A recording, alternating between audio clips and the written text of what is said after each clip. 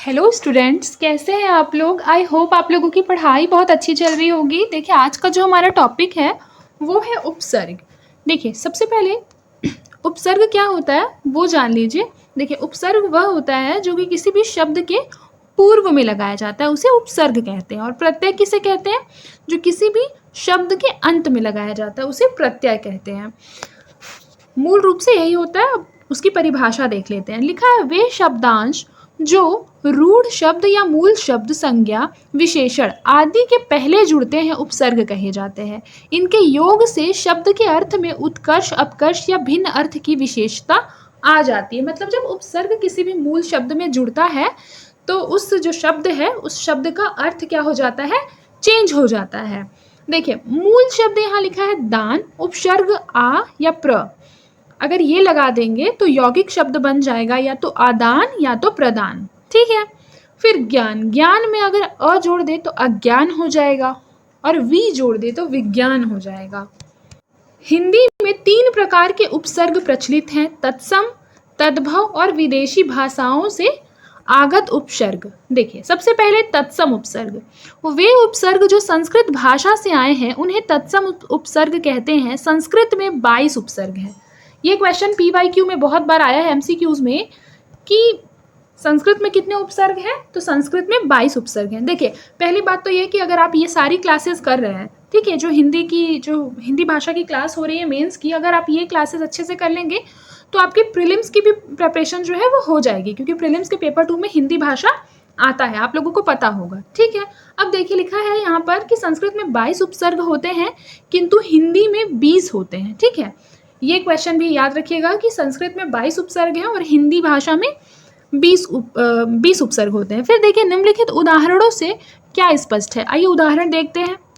उदाहरण में है कि उपसर्ग लगा दीजिए अ और अर्थ क्या है? अभाव। ठीक है, तो उदाहरण देखिए, लिखा है अ प्लस ज्ञान, अज्ञान। फिर अनु, जैसे यहाँ पर अ का जो अर्थ होता है अभाव, तो यानी कि अगर अ जो है वो ज्ञान के पूर्व लग जाएगा तो यानी कि ज्ञान का अभाव, ज्ञान का अभाव होगा तो वह अज्ञान होगा। ठीक है। फिर देखिए, अनु, अनु का मतलब होता है पीछे, तो अनुगमन, अनुगमन मतलब क्या होता है? पीछे चलना या पीछे गमन करना। ठीक है। फिर देखिए, अति, अति का मतलब तो होता है अधिक या सीमा से अधिक, तो अति आचार मतलब अत्याचार, मतलब किसी पे बहुत ज़्यादा, किसी को पीड़ा देना, किसी को बहुत ज़्यादा परेशान करना, वह हो जाएगा क्या? अत्याचार। फिर देखिए, अप का मतलब होता है अभाव, तो अपयश का मतलब क्या हो जाएगा? कि यश का अभाव। ठीक है, यानी कि हर उपसर्ग का कोई ना कोई एक विशेष अर्थ होता है जो कि अगर किसी भी मूल शब्द में जुड़ता है तो उसका अर्थ परिवर्तित कर देता है, जैसा कि हम लोगों ने परिभाषा में भी पढ़ा था। फिर देखिए, मैंने तो आप लोगों को समझा ही दिया है, एक एक करके इसको देखते जाइए। दूर का अर्थ होता है बुरा, और अगर दुर्गम हो जाएगा तो यानी कि बुरा। फिर देखिए, प्रति, विरोध, प्रति का अर्थ होता है विरोध या बराबरी, तो प्रतिपादन। फिर है निह, निह मतलब होता है बिना, तो यहाँ पे लिखा है ना निर्गुण, निर्गुण मतलब बिना गुण के।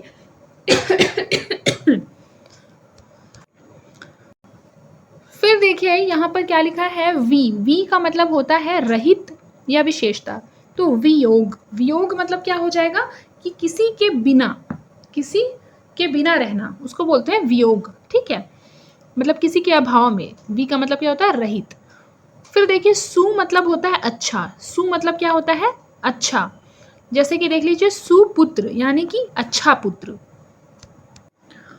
फिर देखिए क्या लिखा हुआ है? तद्भव उपसर्ग, वे उपसर्ग तत्सम के आधार पर हिंदी में स्वयं बने हैं। उदाहरण के लिए, उपसर्ग अ, उसका अर्थ क्या होता है? अ का के बिना, तो यानी कि अ प्लस पढ़ यानी कि अपढ़, अपढ़ का मतलब क्या होगा? पढ़े बिना, अपढ़। ठीक है। फिर है अन के बिना, अन का मतलब भी वही होता है जैसे अनपढ़, मतलब पढ़ाई के बिना। ठीक है, उस तरीके से बाकी के एग्जाम्पल भी आप देख लेंगे। फिर देखिए, विदेशी भाषाओं से आगत उपसर्ग, इसके अंतर्गत अरबी फारसी भाषा से आए निम्नलिखित उपसर्ग हैं। जैसे पहला उपसर्ग है गैर, दूसरा है अर्थ। गैर, ठीक है, गैर एक तरह का उपसर्ग है, उसका अर्थ क्या होगा? के बिना या विरुद्ध। ठीक है, इसका उदाहरण क्या होगा? गैर प्लस हाजिर, गैर हाजिर।